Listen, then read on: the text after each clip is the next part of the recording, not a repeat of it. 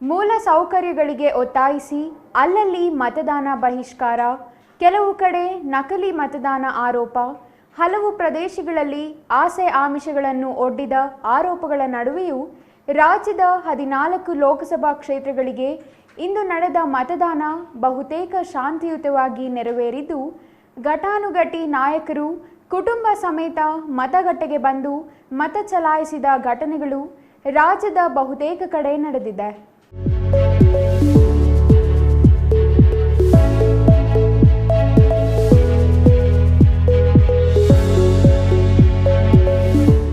ಚಿಕ್ಕಬಳ್ಳಾಪುರ ಲೋಕಸಭಾ ಕ್ಷೇತ್ರದಲ್ಲಿ ಮತದಾನ ಮಂದಗತಿಯಲ್ಲಿ ಸಾಗಿದರೂ ಮಧ್ಯಾಹ್ನದ ನಂತರ ಮತದಾನ ಬೇರುಸಿನಿಂದ ಸಾಗಿತ. ಇನ್ನು ಬಾಗೇಪಲ್ಲಿ ತಾಲೂಕಿನ ಗೂಳೂರು ಹೋಬಳಿಯ ದೇವಿಗುಂಟೆ ಗ್ರಾಮದಲ್ಲಿ ಮೂಲ ಸೌಕರ್ಯಗಳನ್ನು ಒದಗಿಸುವಲ್ಲಿ ವೈಫಲ್ಯವಾಗಿರುವ ಅಧಿಕಾರಿಗಳು ಮತ್ತು ಜನಪ್ರತಿನಿಧಿಗಳ ವಿರುದ್ಧ ಆಕ್ರೋಶ ಹೊರಹಾಕಿರುವ ಗ್ರಾಮಸ್ಥರು ಮತದಾನ ಬಹಿಷ್ಕಾರಕ್ಕೆ ಕರೆ ನೀಡಿದ್ದಾರೆ. ದೇವಿಗುಂಟೆ ಗ್ರಾಮಸ್ಥರ ಮತದಾನ ಬಹಿಷ್ಕಾರ ವಿಚಾರ ತಿಳಿಯುತ್ತಿದ್ದಂತೆ ಬಾಗೇಪಲ್ಲಿ ತಹಸೀಲ್ದಾರ್ ಮನೀಶಾ ಅವರು ಅಧಿಕಾರಿಗಳ ತಂಡದೊಂದಿಗೆ ದೇವಿಗುಂಟೆ ಗ್ರಾಮಕ್ಕೆ ಭೇಟಿ ನೀಡಿದ್ದು ಗ್ರಾಮಸ್ಥರ ಮನವೊಲಿಸುವ ಪ್ರಯತ್ನ ಮಾಡಿದ್ರ. ಅಲ್ಲದೆ ಗ್ರಾಮಕ್ಕೆ ಅಗತ್ಯವಿರುವ ಮೂಲ ಸೌಕರ್ಯಗಳನ್ನು ಆದ್ಯತೆಯ ಮೇರೆಗೆ ನೆರವೇರಿಸುವ ಭರವಸೆಯನ್ನು ತಹಸೀಲ್ದಾರ್ ನೀಡಿದ್ದು, ಇದರಿಂದ ಗ್ರಾಮಸ್ಥರು ಮತದಾನಕ್ಕೆ ಮುಂದಾದ್ರು. ಇನ್ನು ದೊಡ್ಡಬಳ್ಳಾಪುರ ತಾಲೂಕಿನ ತೋಬಗೆರೆ ಹೋಬಳಿಯ ಗೊಲ್ಲಹಳ್ಳಿ ಗ್ರಾಮಸ್ಥರು ಚುನಾವಣೆ ಬಹಿಷ್ಕರಿಸಿ ಪ್ರತಿಭಟನೆ ನಡೆಸಿದ ಘಟನೆಯೂ ನಡೆಯಿತು. ಗ್ರಾಮದಲ್ಲಿ ಸ್ಮಶಾನಕ್ಕೆ ಜಮೀನು ಮಂಜೂರು ಮಾಡಿಲ್ಲ, ಸಮುದಾಯ ಭವನವಿಲ್ಲ, ಕಂದಾಯ ಇಲಾಖೆ ಸಾಗುವಳಿ ಚೀಟಿ ನೀಡಿಲ್ಲ ಎಂದು ಆಕ್ರೋಶ ವ್ಯಕ್ತಪಡಿಸಿ ಗ್ರಾಮಸ್ಥರು ಮತದಾನ ಬಹಿಷ್ಕರಿಸಿದ್ದಾರೆ. ಗ್ರಾಮದಲ್ಲಿ 380 ಮತಗಳಿದ್ದು ಇಡೀ ಗ್ರಾಮಸ್ಥರು ಒಕ್ಕೊರಲಿನಿಂದ ಮತದಾನ ಬಹಿಷ್ಕರಿಸುವ ನಿರ್ಧಾರ ಕೈಗೊಂಡಿದ್ದಾರೆ. ಗ್ರಾಮದ ಸಮಸ್ಯೆಗಳು ಬಗೆಹರಿಸುವವರೆಗೂ ಮತದಾನ ಮಾಡುವುದಿಲ್ಲ ಎಂದು ಘೋಷಣೆ ನೀಡಿದ್ರ. ವಿಷಯ ತಿಳಿದು ಗ್ರಾಮಕ್ಕೆ ಭೇಟಿ ನೀಡಿದ ಅಧಿಕಾರಿಗಳು ಗ್ರಾಮಸ್ಥರ ಮನವೊಲಿಸಿದ ಪರಿಣಾಮ ನಂತರ ಮತದಾನಕ್ಕೆ ಮುಂದಾದ್ರ. ಇನ್ನು ಚಿಕ್ಕಬಳ್ಳಾಪುರ ಶಾಸಕ ಪ್ರದೀಪ್ ಈಶ್ವರ್ ಮತ್ತು ಮಾಜಿ ಶಾಸಕ ಹಾಗೂ ಲೋಕಸಭಾ ಕ್ಷೇತ್ರದ ಮೈತ್ರಿ ಅಭ್ಯರ್ಥಿ ಡಾಕ್ಟರ್ ಕೆ ಸುಧಾಕರ್ ಅವರು ಒಂದೇ ಬೂತಿನಲ್ಲಿ ಮತ ಚಲಾವಣೆ ಮಾಡಿದ್ದು ವಿಶೇಷವಾಗಿತ್ತ. ತಂದೆ ಕೇಶವರೆಡ್ಡಿ ಮತ್ತು ಪತ್ನಿ ಪ್ರೀತಿ ಜೊತೆಗೆ ಚಿಕ್ಕಬಳ್ಳಾಪುರ ತಾಲೂಕಿನ ಪೆರೇಸಂದ್ರ ಗ್ರಾಮಕ್ಕೆ ಭೇಟಿ ನೀಡಿದ ಮೈತ್ರಿ ಅಭ್ಯರ್ಥಿ ಡಾಕ್ಟರ್ ಕೆ ಸುಧಾಕರ್ ಸಾಲಿನಲ್ಲಿ ನಿಂತು ಮತ ಚಲಾಯಿಸಿದ್ರ. ಈ ವೇಳೆ ಮಾತನಾಡಿದ ಮೈತ್ರಿ ಅಭ್ಯರ್ಥಿ ಡಾಕ್ಟರ್ ಕೆ ಸುಧಾಕರ್, ಕಳೆದ 3 ವಾರಗಳಿಂದ ಹಗಲಿರುಳು ಸತತವಾಗಿ ದಣಿವರಿಯದೆ ಕೆಲಸ ಮಾಡಿದ ಉಭಯ ಪಕ್ಷದ ನಾಯಕರು ಕಾರ್ಯಕರ್ತರಿಗೆ ಕೃತಜ್ಞತೆ ಸಲ್ಲಿಸುವುದಾಗಿ ಹೇಳಿದ್ರು. ದೇಶವನ್ನ ಗೆಲ್ಲಿಸಬೇಕಾ, ದೇಶದ ಭವಿಷ್ಯ ಜನರ ಕೈಯಲ್ಲಿದೆ, ಹಾಗಾಗಿ ನರೇಂದ್ರ ಮೋದಿಯವರು ಮತ್ತೊಮ್ಮೆ ಪ್ರಧಾನಿಯಾಗಬೇಕು ಎಂದು ಮನವಿ ಮಾಡಿದ್ರ. ಪ್ರಧಾನಿ ನರೇಂದ್ರ ಮೋದಿಯವರು 3ನೇ ಬಾರಿಗೆ ಪ್ರಧಾನಿಯಾದರೆ ದೇಶವನ್ನ ಇನ್ನಷ್ಟು ಎತ್ತರಕ್ಕೆ ಕೊಂಡೊಯ್ಯಲಿದ್ದಾರೆ. ಅವರ ಕೈ ಬಲಪಡಿಸಲು ತಮ್ಮನ್ನ ಬೆಂಬಲಿಸುವಂತೆ ಮನವಿ ಮಾಡಿದ್ರ. ಅಲ್ಲದೆ ರಾಜ್ಯದಲ್ಲಿ ಮಾಜಿ ಸಿಎಂ ಕುಮಾರಸ್ವಾಮಿ ಸೇರಿದಂತೆ ಮೈತ್ರಿ ಅಭ್ಯರ್ಥಿಗಳನ್ನ ಗೆಲ್ಲಿಸಲು ಮನವಿ ಮಾಡಿದ ಸುಧಾಕರ್, ಮೈತ್ರಿ ಅಭ್ಯರ್ಥಿಗಳ ಗೆಲುವಿನಿಂದ ದೇಶಕ್ಕೆ ಸ್ವಚ್ಛ ಪಾರದರ್ಶಕ ಆಡಳಿತ ದೊರೆಯಲಿದೆ. ಆರ್ಥಿಕ ಸಬಲೀಕರಣ, ಸಮಾಜ ನಿರ್ಮಾಣ ಮತ್ತು ಸಾಮಾಜಿಕ ನ್ಯಾಯಕ್ಕೆ ಒತ್ತು ನೀಡುವ ಭರವಸೆಯನ್ನ ಸುಧಾಕರ್ ನೀಡಿದ್ರ. ಇವತ್ತು ನನ್ನ ಹುಟ್ಟೂರಿನಲ್ಲಿ ಇವತ್ತು ನಾನು, ನಮ್ಮ ಪತ್ನಿಯವರು, ನನ್ನ ತಂದೆಯವರು ಮೂವರು ಹೋಗಿ ಮತದಾನವನ್ನು ಇವತ್ತು ಮಾಡಿದ್ದೇವೆ. ಇವತ್ತು ತಮ್ಮೆಲ್ಲರ ಮೂಲಕ ಅನೇಕ ದಿನಗಳಿಂದ ಸುಮಾರು 3 ವಾರಗಳಿಂದ ಸತತವಾಗಿ ಹಗಲಿರುಳು ಕೂಡ ದಣಿಯದೆ, ಈ ಬಿಸಿಲಿನಲ್ಲಿ ಕೂಡ ದಣಿಯದೆ ಇವತ್ತು ಹೆಗಲಿಗೆ ಹೆಗಲು ಕೊಟ್ಟು ಕೆಲಸ ಮಾಡಿರ್ತಕ್ಕಂಥ ನನ್ನ ಪಕ್ಷದ, ಎರಡೂ ಪಕ್ಷದ ಮುಖಂಡರುಗಳು, ನಾಯಕರುಗಳು, ಕಾರ್ಯಕರ್ತ ಬಂಧುಗಳಿಗೆ ಮೊದಲನೇದಾಗಿ ನಾನು ಚಿರಋಣಿಯಾಗಿದ್ದೇನೆ. ಹೃದಯಪೂರ್ವಕವಾದಂಥ ಕೃತಜ್ಞತೆಯನ್ನು ಅವರಿಗೆ ಸಲ್ಲಿಸ್ತೇನೆ.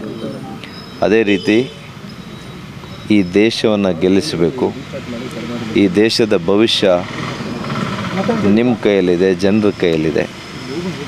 ಹಾಗಾಗಿ ನಿಮ್ಮ ಮನೆ ಮಗನಾಗಿ ನಾನಿವತ್ತು ಮನವಿ ಮಾಡ್ತೀನಿ, ಚಿಕ್ಕಬಳ್ಳಾಪುರ ಕ್ಷೇತ್ರದ ನನ್ನೆಲ್ಲ ಮತಬಂಧುಗಳಲ್ಲಿ ನಿಮ್ಮ ಮಗನಾಗಿ ಸೇವೆ ಮಾಡಲಿಕ್ಕೆ ನನಗೊಂದು ಮತ್ತೊಂದು ಅವಕಾಶ ಕೊಡಿ.